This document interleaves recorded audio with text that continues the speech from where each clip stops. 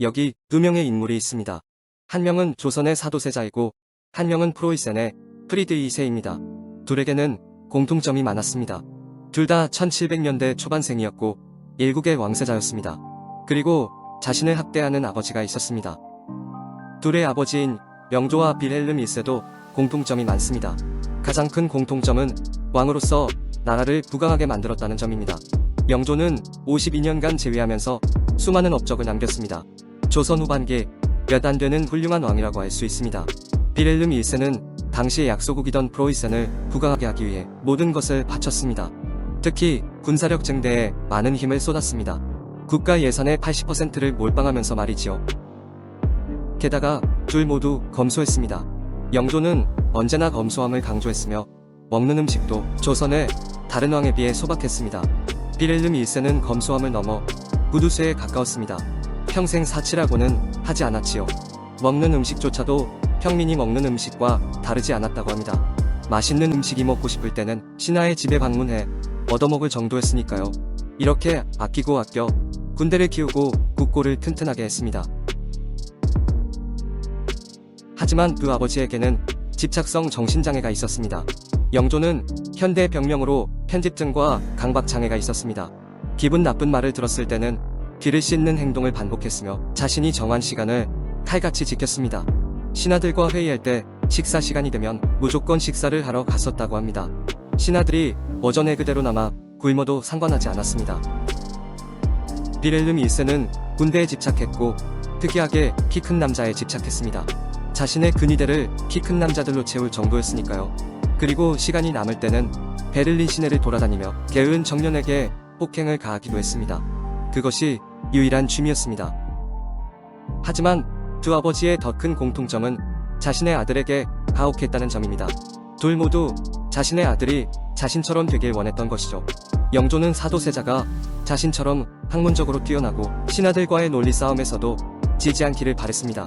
그래서 사도세자가 어렸을 때부터 성리학 공부에 매진하도록 했습니다. 빌헬름 1세는 자신의 아들이 군인처럼 강인하게 자라길 원했습니다. 프리드리히가 태어나기 전에 두 명의 형이 있었습니다. 첫째가 태어났을 때 빌헬름 1세는 왕자는 위험이 있어야 한다며 갓난아기의 머리에 왕관을 억지로 씌우다 머리에 상처가 생겨 감염으로 사망하게 했습니다. 둘째는 돌도 지나지 않은 상태에서 군대 사열하는 곳에 데려갔다가 대포 소리에 놀라 병기를 일으켜 죽게 만들었습니다. 하지만 두 아들 모두 아버지의 기대와는 달랐습니다. 사도세자는 공부에 큰 관심이 없었고 놀기를 좋아했습니다. 프리드리히는 군인과는 거리가 멀었습니다. 천성이 섬세했으며 음악과 문학, 시를 좋아하는 소년이었습니다.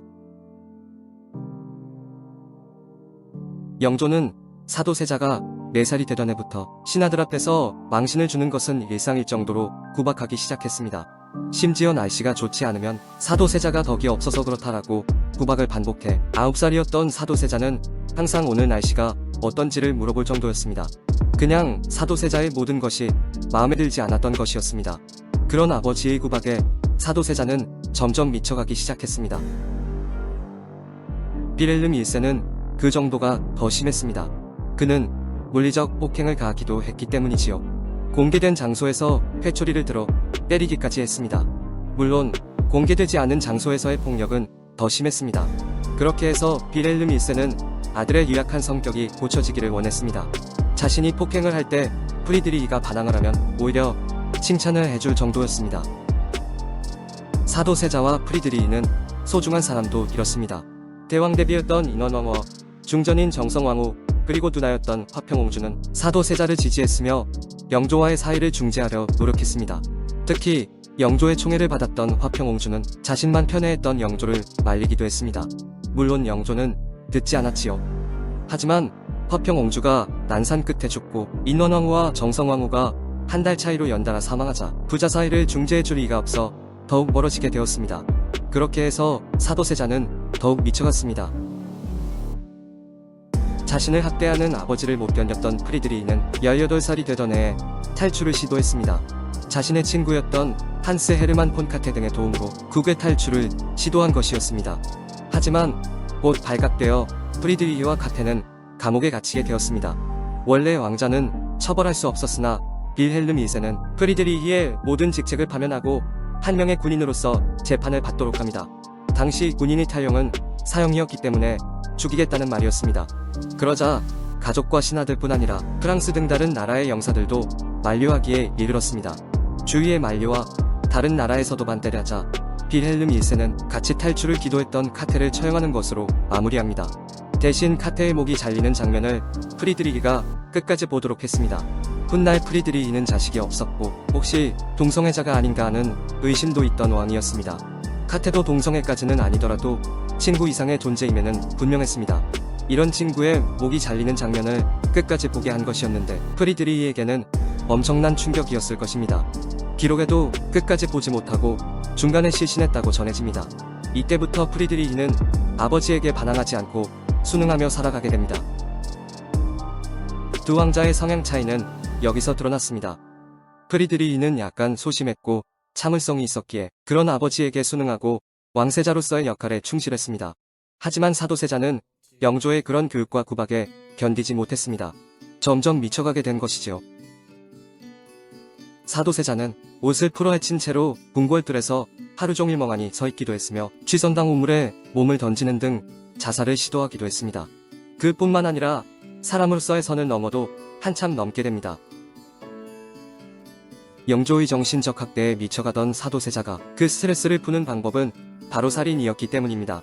영조 34년 3월 사도세자는 내관 김한채를 죽여 그 목을 잘라들고 국내를 돌아다녔습니다. 바로 아내인 해경궁 홍씨의 목격담이었습니다. 심지어 자신의 아이를 낳은 여인을 때려 죽이기도 했으며 해경궁 홍씨에게 바둑판을 던져 눈이 빠지게 할 뻔도 했습니다.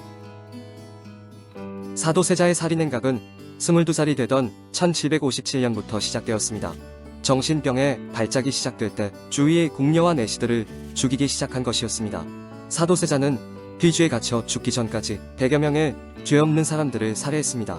한마디로 자신을 제어하지 못하고 살인을 계속하는 현대의 사이코패스 살인마와 비슷한 지경에 이르렀다고 볼 수 있습니다. 전쟁이 아닌 때에 무고한 사람 100명을 직접 살해한 자는 우리나라 역사에서 사도세자가 유일합니다. 군인 연산군조차도 포악하기는 했어도 사람을 직접 죽이지는 않았으니까요. 이런 불의 차이는 그들의 운명도 달라지게 했습니다. 사도세자의 생모인 영빈이 씨는 미쳤던 아들에 의해 손자인 세손의 생명까지 위태로울 수 있게 될 수 있다고 판단했습니다. 그래서 직접 영조에게 사도세자의 사살을 요청했습니다. 그렇게 조선 왕실 최고의 비극인 이모와 변이 예언하게 된 것입니다. 사도세자가 뒤주에 갇혀 죽게 된 것은 연쇄살인 행각이 결정적인 이유였던 것이었습니다. 1740년 프리드리히가 28살이 되던 해 빌헬름 1세가 세상을 떠났습니다. 군인왕이라 불리던 빌헬름 1세가 죽고 문학소년이었던 프리드리히가 크로이센의 왕으로 즉위하자 주위의 나라들은 환영 일색이었습니다. 군사력을 계속 늘리던 빌헬름 1세는 언제나 불안했기 때문이었습니다. 프리드리히는 성향상 군사력 증강 대신 다른 분야에 힘을 쏟으리라 생각했던 것이었습니다. 하지만 음악을 좋아하고 시낭독을 좋아했던 프리드리히는 즉위하자마자 아버지가 길러놓은 군대로 오스트리아의 슐레지엔 지방을 전격 침공합니다. 재밌는 것은 군인왕이라 불리던 아버지는 일생에 단 한 번도 전쟁을 일으키지 않았는데 문학소년이었던 아들은 즉위하자마자 전쟁을 일으킨 것입니다. 크로이센이 슐레지엔으로 침략한 것은 당시 영토로는 국가를 운영하기가 어려웠기 때문에 전략적 판단으로 전쟁을 일으키게 된 것이었습니다. 이후 1763년 7년 전쟁의 마지막까지 겪으며 유럽에서는 프리드리히 2세를 이렇게 불렀습니다. 그렇게 그는 나폴레옹조차도 존경하는 군사전략가 중에 한 명이 되었습니다. 물론 강대국이었던 오스트리아와 프랑스 그리고 러시아를 동시에 상대해야 했기에 7년 전쟁 막바지에는 거의 망할 뻔했지만 한 명의 프리드리히 펜의 출연으로 극적으로 살아남게 됩니다. 그리고 전쟁 이후 내치에 힘쓰고 수많은 개혁을 하면서 크로이센의 위대한 왕으로 남게 되었습니다. 우리에게는 근세의 유럽 계몽군주 중 한 명으로 알려져 있습니다.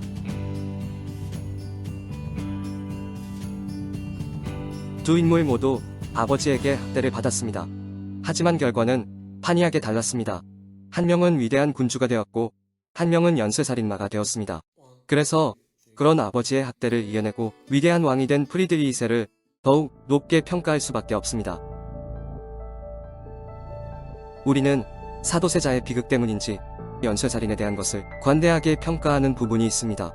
심지어는 사도세자가 성군의 자질을 타고난 인물이라고 단정하는 출판물도 시중에 있을 정도로 말입니다. 하지만 단언컨대 사도세자는 우리나라 역사상 최악의 연쇄살인마입니다. 사도세자는 그 위치 때문에 사람을 죽이는 대거리낌이 없었으며 별다른 죄책감도 보이지 않았습니다. 사도세자를 보는 시선은 비극의 주인공이 아니라 광기에 물든 살인자의 모습이어야 할 것입니다.